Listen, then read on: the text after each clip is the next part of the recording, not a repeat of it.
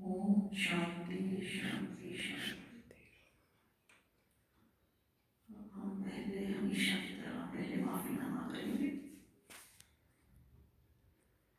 हे मेरे परम पिता परमात्मा, आपने ये गुप्तराज समझाया तो मुझे समझ आई कि मुझे आत्मा को इस तरह के पहले भी अनेकों बार शरीर मिले हैं। जब जब मुझे शरीर मिला मेरे से बहुत गलतियां हुई। मैंने दूसरी आत्माओं को बहुत दुख दिए। हे मेरे परम पिता परमात्मा, आपने समझाया कि बच्चे वो तेरे पाप कर्म बन गए हैं। अब आप साक्षी हो, मैं उन सभी आत्माओं से माफी मांगती हूँ जिनको मेरे द्वारा कष्ट पहुँचे। ऐ बाबा की प्यारी आत्माओं, कृपा करके मुझे माफ कर दीजिए जी, मुझे माफ कर दीजिए जी, मुझे माफ कर दीजिए। और जिस आत्मा ने मुझे कष्ट पहुंचाए, मैं उन सभी से को दिल से माफ करती हूँ, माफ करती हूँ, माफ करती हूँ। ओम शांति शांति। इस तरह से माफी मांग लेने से और माफ कर देने से हम अपना आध्यात्मिक रास्ता क्लियर कर लेते हैं। तो इससे जीवन भी सरल हो जाता है। कठिनाइयाँ भी जब हमारी भूलें ही माफ हो जाएंगी तो हमारा जीवन सरल चलेगा।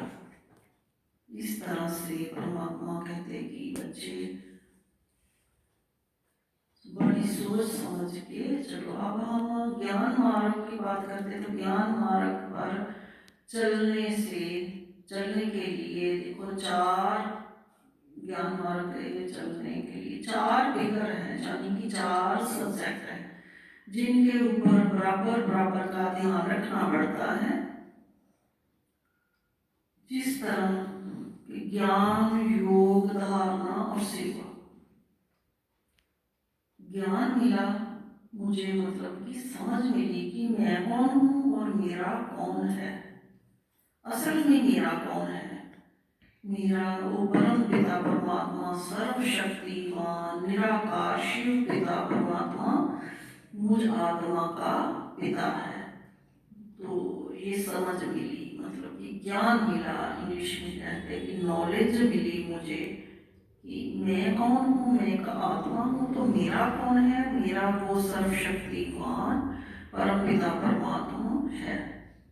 दूसरा है कि योग है कि कनेक्शन बनाना उसके साथ। हम बैठते हैं, मेडिटेशन करते हैं, पाठ करते हैं, तो उसके साथ कनेक्शन बनाना कि मैं का आत्मा हूँ, तो मैं परम पिता परमात्मा की संतान हूँ।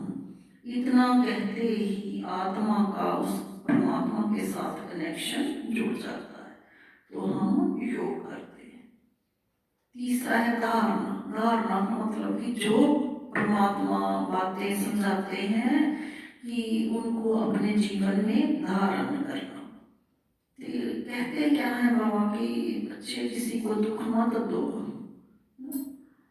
तो झूठ बोलना पाप है, क्रोध करना से आत्मा का पतन हो जाता है, आत्मा गिरती कला में जाने लगती है। तो इस तरह ये बातें बाबा समझाते हैं कि ये गुण अपनाने हैं लाइफ में। अपनी आदत बन जाए कि मैं किसी को दुख नहीं देना। इस बात से हमें समझ लो कि डर के रहना है कि हमारे से गलतियां ना हो में ये हमारे पाप कर्म मान जाते हैं। और पाप कर्म फिर हमारे जीवन में मुश्किलें बन करके हमारे शरीर पर वो रोग बन करके आते हैं, तो जिनसे हम फिर छुटकारा नहीं पा सकते। ना ही इन बातों का कोई दूसरा कोई हल निकाल सकता है। सिर्फ यह है कि इसको बोले उसको बोले, लेकिन इसका सोल्यूशन नहीं निकलता।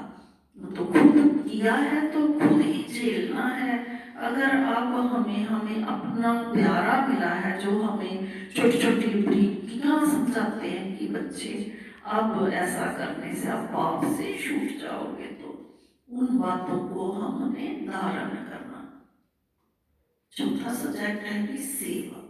सेवा कैसे करनी है कि कोई देखो किसी स्पेशल किसी आश्रम में जाके इन बातों को नहीं, सेवा करनी हो, किसी की मदद करनी हो तो हमें अपने कहते हैं आले द्वाले ही ऐसे जरूरतमंद व्यक्ति मिल जाते हैं, है ना, कि जिसकी हम मदद करें, किसी का सहयोग करें।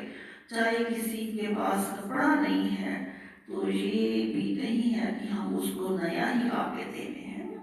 कई बार हमारे घर में हमारे पास कोई ऐसा वस्त्र पड़ा होता है जिसको हमने कई सालों से यूज नहीं किया होता, तो हम अगर किसी का वो तन टकता है तो उसको हमें कर देना चाहिए। अगर कोई पड़ोस में कोई बीमार है तो पैसे की बात नहीं है, उसको उसकी मदद करने की, चलो हम इसको डॉक्टर के पास पहुंचा देते हैं, तो ये सहयोग है, ये मदद है, ये सेवा है। सेवा के लिए ये पैसों की बात नहीं है कि केवल पैसे से ही सेवा हो सकती है ना। हमने कई तरह की, कोई दो इंसान आपस में झगड़ रहे हैं तो उनका लड़ाई झगड़ा को, है ना, समाप्त कर दो, बीच में आकर के चलो दोनों को समझा बुझा दो और लड़ाई खत्म हो जाए। ऐसी बातों का हमने ध्यान रखना है। तो धारणा करनी है हमने कि हमें गलतियां नहीं करनी है। तो ये बात है पाठशाला में बाबा समझाते कि बच्चे जिनके घर में कोई शक्ति का स्थान है, जैसे कि पीर बाबा जी के घर में, है ना, घर में चिराग जलता है या कोई शक्ति की उपासना करता है तो उसको पता नहीं चलता, तो शक्ति उसके साथ होती है लेकिन उसको समझ नहीं लगती कि शक्ति को हम रिझाएं कैसे।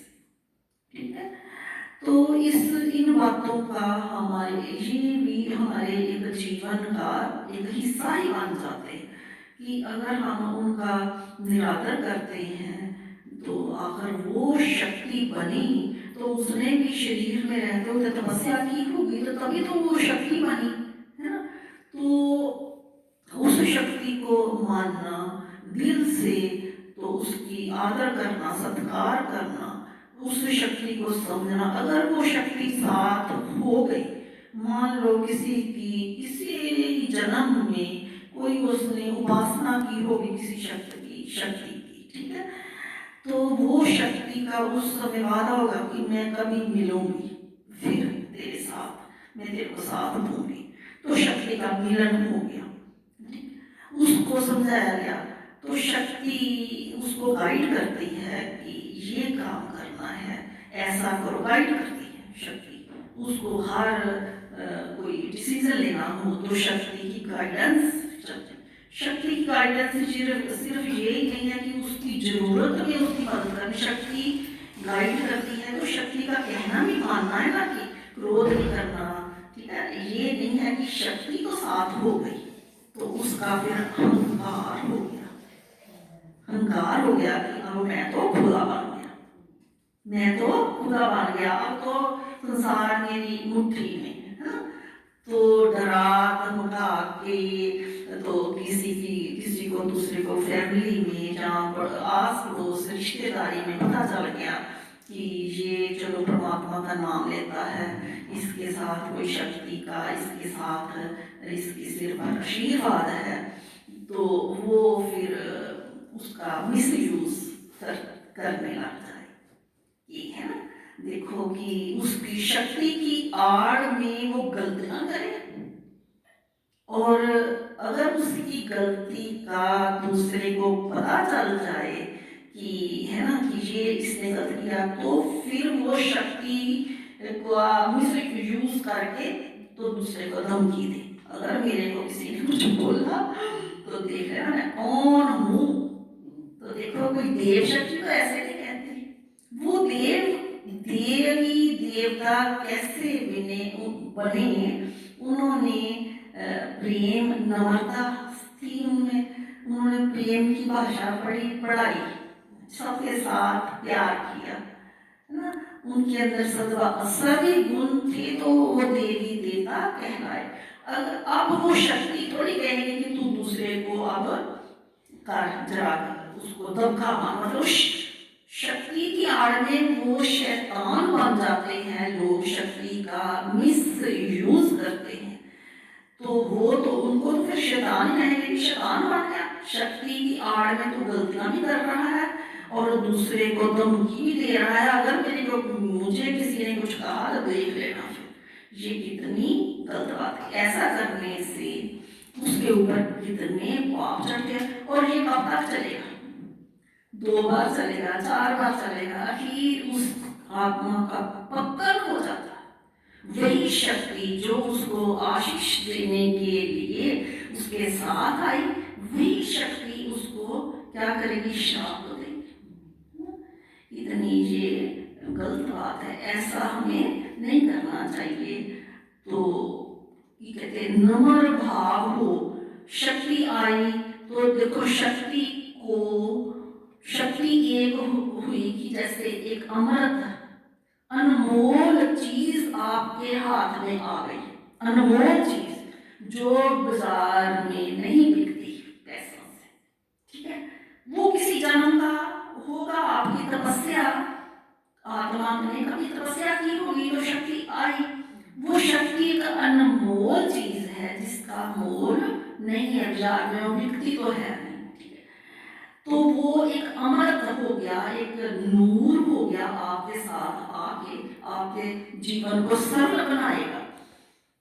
तो जैसे एक एग्जाम्पल है कि जैसे दूध को भी हम अमृत कहते हैं, दूध भी अमृत है, ठीक है। तो वो शक्ति भी एक दूध ही समझ लो, अमृत समझ लो। तो पात्र बन गया ये शरीर, ठीक है। तो इसमें अमृत डाला तो उसको रख दिया, उसके नीचे आंच क्रोध की, अहंकार की, ईर्ष्या की अग्नि जला दी। पात्र में दूध है, दूध क्या है? वो दैवी शक्ति है, ठीक है। तो उसके नीचे हमने क्रोध, अहंकार, ईर्ष्या की इतनी मैक्सिमम उसके हीट दी, तो दूध उबल गया। दूध जब उबला तो पता चलता है कि दूध जब उबल जाता है तो ऊपर से उसका सारा असर निकल करके वो वेस्ट हो जाता है, उसको फिर समेटा नहीं जाता। इसी तरह से उस शक्ति, वो शक्ति आई कि ये शरीर रूपी पात्र इसमें आई तो क्या किया? अंदर भीतर अहंकार, क्रोध, ईर्ष्या की अग्नि जलाई। तो वो शक्ति का जो असली था वो रुष्ट हो गई। तो असली उस रह गया नीचे, क्या रह गया? पानी पानी रह गया। तो क्या करोगे? वो पानी भी एक दिन क्रोध की अग्नि जलाते रहोगे, अहंकार की जलती रहेगी, ईर्ष्या की जलती रहेगी, वो पानी भी एक दिन सूख जाएगा। तो क्या हाथ में आया? क्रोध कितनी गलत चीज है कि आत्मा का किस किस तरह से पतन कर देती है। इसलिए जो अगर वो उसके पुण्य कर्म, उसके भाग्य जगा, भाग्य खिला कि किसी जन्म में उसने किसी शक्ति को रिझाया तो अब आगे वो शक्ति का साथ मिला, तो क्या करना की? क्योंकि देखो जब हम बाहर मुखी होंगे, बाहर मुखी होंगे तो बाहर तो घनघोर इस समय क्या है? कलयुग है। कलयुग किसको कहते हैं? जैसे मन मानी, मानवता के पीछे चले, क्रोध भी है, अहंकार भी है, सब चीजें जायज हैं, ठीक है। वो क्या है? कलयुग। तो इस कलयुग से हमने बच के रहना है, हमें अंतर्मुखी होना है, अपने आप। कोई गुफा थोड़ी बनानी है, गुफा नहीं बनानी, विचरना भी इसी संसार में है, लेकिन अपना एक तरीका, एक धारणा बनानी है। मैंने प्रेम की भाषा ही बोलनी है। लेकिन ये बात भी गलत है कि ना जुल्म करो, जुल्म करना भी पाप है और जुल्म सहना भी पाप है। जो जुल्म करता है तो उससे हमें धीरे धीरे फिर अपना किनारा करना पड़ता है, ना कि उसको जवाब देने उसकी बराबरी करनी शुरू कर दें। ये रॉन्ग है। उस इंसान से, उस जीवात्मा से हमें अपना रास्ता थोड़ा डिफरेंट अलग करना पड़ता है, ताकि उससे हम अपनी जो हमारी अच्छी क्वालिटी है उसको हम खराब ना करें, क्योंकि अच्छा बनने में बहुत टाइम लगता है। ठीक है, तो बुरा तो एक सेकंड में बन सकता है। ठीक है, इसलिए हमें बहुत सोच समझ करके इस जीवन में अंतर्मुखी होके जीना है, कि केवल मैं इशारा समझूं तो अपने प्यारे प्रीतम का है, अपने परम पिता वो इशारा करते हैं कि ऐसा करो, चाहे सामने लाखों की भीड़ हो और सभी आपको कहें कि आप रॉन्ग हो, गलत हो।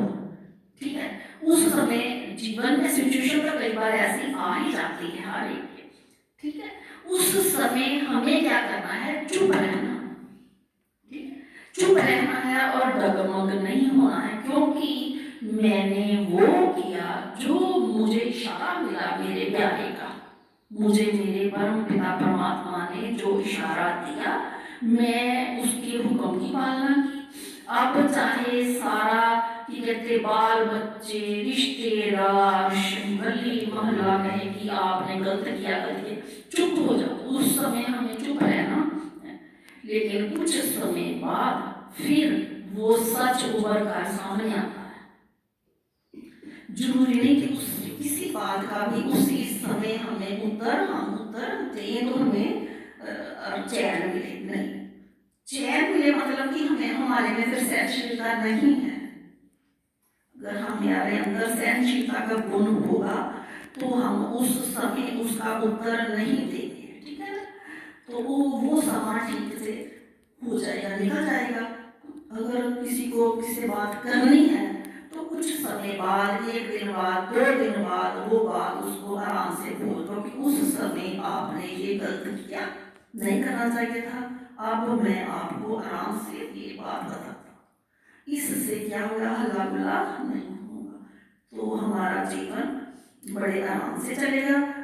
तो खास करके ऐसी, क्योंकि ये भी देखने में एक अनुभव ही होता है कि जब हम किसी को ऐसा देखते, किसी के साथ शक्ति हुई तो उस शक्ति का मिसयूज किया गया, ये ज्यादा समय नहीं चलता।